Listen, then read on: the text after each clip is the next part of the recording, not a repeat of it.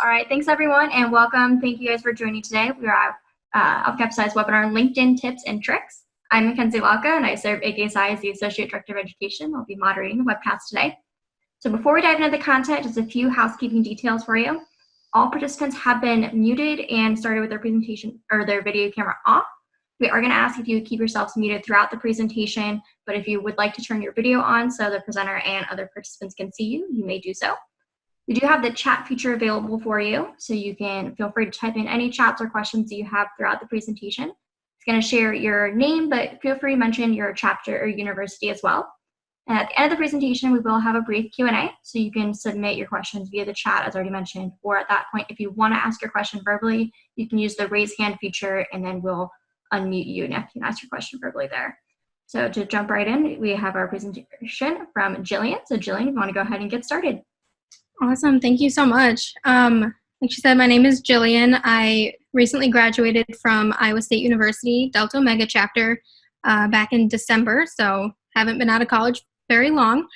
I've recently got a new full-time position as a marketing analyst in the Des Moines, Iowa area.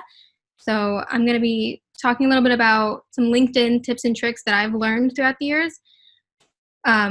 These all come from personal experiences with posts that I've made, interactions with career counselors, interviewers, any person who's looked at my LinkedIn profile, and things I've learned.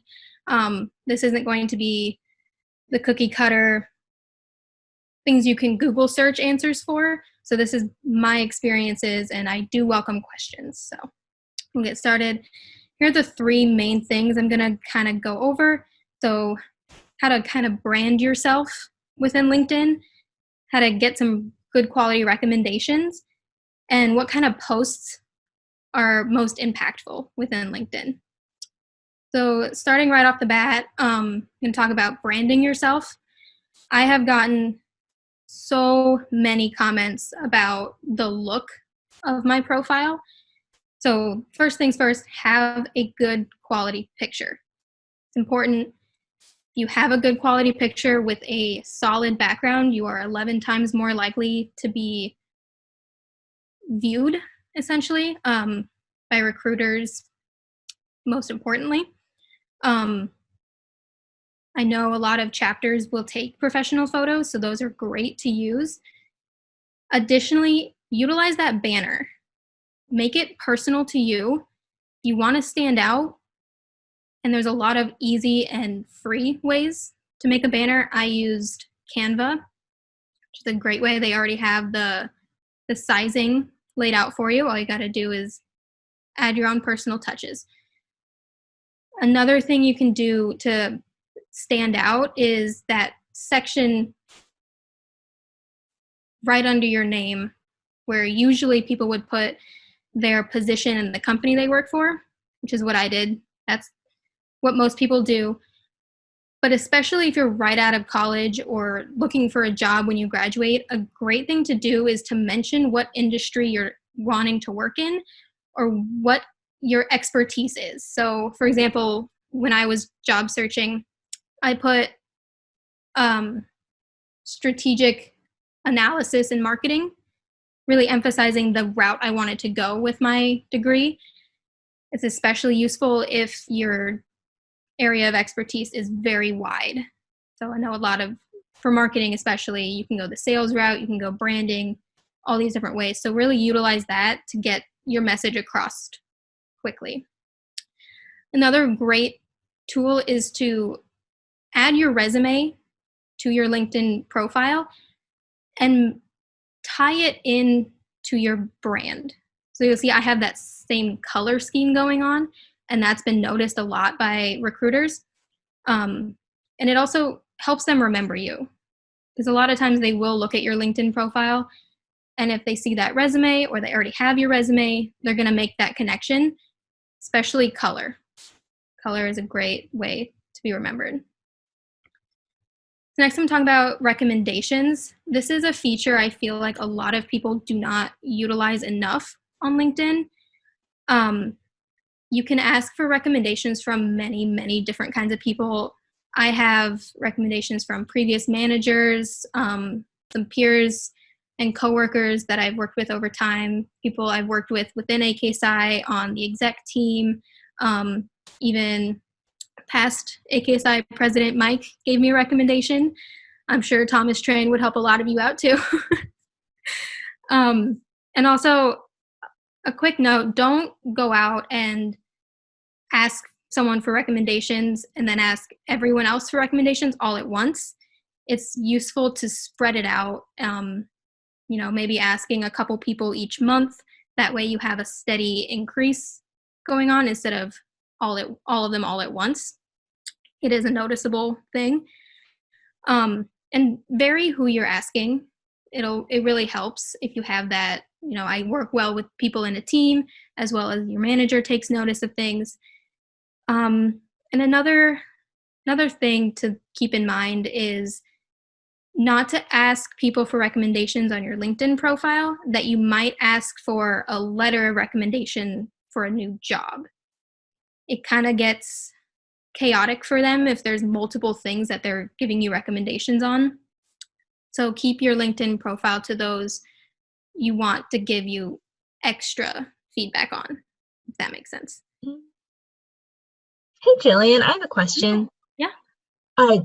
So for recommendations, if you give recommendations from another student, do those still carry weight, or is it better to have people from internships and other professional experiences give recommendations? That is a great question. I wouldn't say they would ever hurt you. Mm-hmm. So you see in this picture here, I have a girl named Riley Leaders who gave me a recommendation. At the time, she was a fellow peer in my AKSI exec team with me. I think as long as there's a way that they can talk about your work ethic, it'll be beneficial because that shows your ability to work with people on your same level. So I think it's a great place to start. And you can also give recommendations. Mm-hmm. Those are great to do as well. All right, thank you. Yeah, absolutely. All right, my last point is to make your posts really meaningful. So I'm sure a lot of you have scrolled through LinkedIn and you see a lot of the same content over and over again, especially fellow college students who are posting, I've accepted an internship offer, I've accepted a full-time job offer, and that's it. That's all it says. I saw a post on LinkedIn quite a few months back that really stuck with me, and it said, when did LinkedIn become a place for people brag about their accomplishments? And I really took that to heart because I joined LinkedIn in the first place to learn more about the people I would be working with in the future, the industries I was interested in. And I wanted the whole LinkedIn community to be a place where I could better myself professionally. And so that's the kind of posts that I look for and that I started posting as well. So this one here is an example of a post I made when I accepted my full-time job offer. I received so many comments about this kind of content and that this is what people are wanting to see. And that stuck with me and really hit hard. It was viewed over 7,000 times, which I am very humbled about. That was shocking to me. But I think that this is the kind of content most people should be doing. The kind of content that makes you reflect personally. I had to sit and write and rewrite over and over again, thinking about what did I learn in my interviewing process? What can I tell others that will help them? And this actually helped some of my high school classmates that I hadn't talked to in years. They were reaching out to me asking for more advice. So that was a great way to reconnect with other people as well and keep that LinkedIn community growing. Does anyone have any questions about kinds of content that you prefer to see? Do you guys get annoyed with the kind of content you see on LinkedIn sometimes? Yeah. I definitely do as well. I knew this would be pretty short because I wanted to keep some time open for questions because LinkedIn is very much that atmosphere of it's going to be different for everybody. So feel free to ask some questions now because that pretty much wraps up the kind of content I had for you.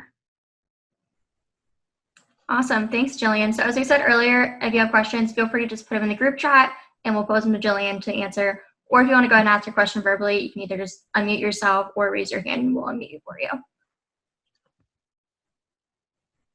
Okay, I'll kick it off with the first question here, Jillian. So what's the biggest mistake that you often see people make with LinkedIn? I think the biggest mistake I've seen is people doing the same thing as everyone else, especially with the content on your profile. There's a lot of websites that will tell you exactly what to do, but that doesn't mean it's what you should do. LinkedIn is a place for you to really connect with people. And when you're a college student and you're trying to connect with the same people as hundreds of other college students, you need to find ways to be unique. So taking what is recommended and then trying out different things. So switching up what's in your title tag or what keywords you're using, because recruiters do search words, random words like things relevant on a resume, things they might find on your resume. They will search for those things. So if you're building your profile around certain skills that you have, I recommend doing that, especially if there's technical things that you know. Yeah, I would say that's the biggest mistake. All right, the next question we have here is, so what kind of content would you post on LinkedIn on a daily or just a regular basis? Regular basis, I think just like general tips, any kind of content that gets people talking is always a good idea. There's a lot of people I've seen recently, especially with this whole working from home thing, is posting ways that they are keeping their productivity up because there's a lot of distractions at home. I can tell you my cat is sitting right next to my computer and keeps staring at me, so he's a distraction right now. Yeah, I would try and find ways to just get people talking or motivate people to keep going, anything like that, instead of kind of using it to talk about yourself. Okay, so next question we have here is, what's the best way to connect with people that you don't already know and that you don't have a direct connection to? So for example, people on the people you may know tab on the network, how do you connect with those people? My most, I guess I would say, how I usually connect with people is it's got to be intentional. If it's someone who maybe they work at a company that you have an interview with coming up, you can make that note when you're sending the request. So it lets you send a custom request. Forget what it's actually called, but you can write a note to them explaining why you want to connect. I would say there has to be a reason that you can justify for connecting with them. I receive a lot of requests to connect from people who have one or two mutual connections with me. But if I don't have a reason to connect with them, I most likely won't. But definitely utilize that send a note feature and just talk about what you're hoping to get out of connecting with them. Like, do you want to learn information from them about their job, their industry, the company they work at, anything like that? And you will likely get a reply from them. Next question we have is about the LinkedIn Premium feature. So first off, is it worthwhile getting? And additionally, what exactly does the feature do to a person's profile? So I can speak from experience here. I did use LinkedIn Premium for several months while I was job searching. I thought it would help me. Essentially, what LinkedIn Premium does is it gives you a little badge next to your name that kind of shows you as a preferred user. It's mostly used for recruiters to find people. So using LinkedIn Premium kind of bumps your name to the top of their lists and gives you insights into where you rank compared to other people who have applied to jobs within LinkedIn, which was a unique feature. I didn't find that entirely accurate because it bases it off of what your skills are. And I won't say it's not completely worthwhile, but I think that the more time you spend making those connections and sending personalized emails and notes to your connections, those will be more worthwhile than simply finding a way to bump your name up in the list, essentially. Next question I have is about the difference between your resume and LinkedIn. So what kind of difference should you put on your resume versus in your LinkedIn bio? That's a great question. I would say LinkedIn, you don't have boundaries. You're not confined to one piece of paper. So add more details. Whereas on your resume, you might have 3 bullet points per job you had. Whereas on LinkedIn, you can dive into more information. You should have more information. I think I have 6 or 7 bullet points per job on my LinkedIn profile. I have pictures of things I've done in certain jobs, presentations I've given. LinkedIn lets you put all of these things together in one spot. Your resume should be the highlight of your LinkedIn, essentially. Next question I have here is going back to posting. So you've talked about the need to post about important content. So what about sharing content? This person says they don't often post a lot themselves, but they try to share posts. Is that also beneficial? I think sharing is very beneficial, especially if you are not the kind of person who wants to write their own posts all the time. But I do think that if you are going to share a post, you should utilize that commenting your own thoughts about the post. I think those will get the most hits for you, and also show that you genuinely read the information and connected with it. And it gets you sharing your ideas out there. And I think that the best way to share content is to use it to start a conversation. So like sharing your opinion on the content and then asking people to talk about it as well.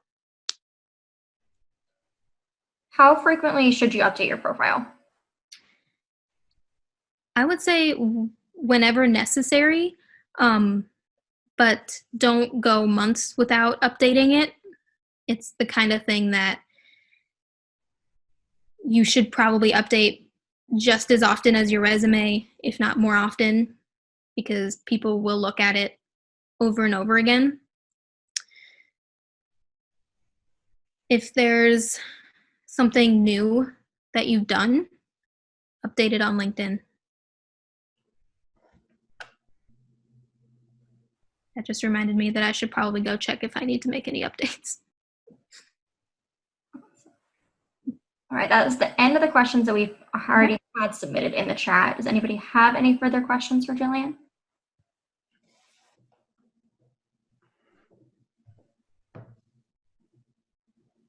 No, seeing none. So Jillian, what is your final piece of advice for our attendees? My final piece of advice would be to make LinkedIn as unique as you can. Don't just do what everyone else is doing. Find ways to branch out and get people's attention. Perfect. So thank you, Jillian, for your time and all of your great knowledge about LinkedIn that you shared with us. And thanks to all the attendees for joining and your great questions. Just a quick reminder to log into the My AKSI community, where you can engage with other members in the collaboration groups and register for more upcoming events in the events tab. So thank you all for attending, and I'll see you in the My AKSI community.